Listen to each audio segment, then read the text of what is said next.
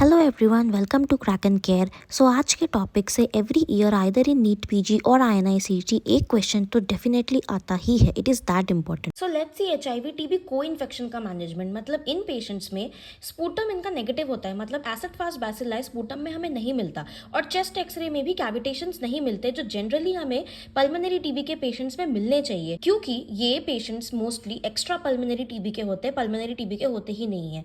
That is why they are difficult to diagnose and that is why we have to do CB NAT in patients with HIV TB को infection. Secondly, इनके treatment में we are always confused whether पहले ATT देना है या पहले ART देना है। तो ऑलवेज रिमेंबर, अल्फाबेटिकली RT होता है, पहले R आता है फिर T आता है, लेकिन इस केस में उल्टा होने वाला है।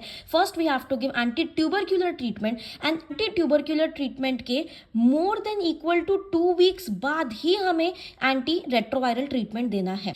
Why is this done? To prevent iris मतलब immune reconstitutive inflammatory syndrome.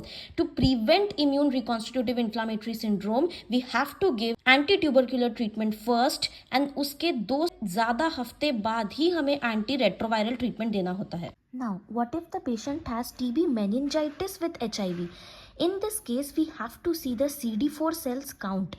अगर CD4 सेल का काउंट 50 सेल्स से ज़्यादा है तो ATT और ART के बीच में 4 to 8 वीक्स का गैप हमें रखना पड़ेगा। मतलब ATT हम पहले ही देंगे ART से, but ART will be given after 4 to 8 weeks of ATT। And if the CD4 cell count is even less than 50 cells, then it has to be given exactly 2 weeks after ATT। मतलब in that case also always ATT पहले and ART बाद में ही रहेगा, but in this case exactly 2 weeks का gap रखना है।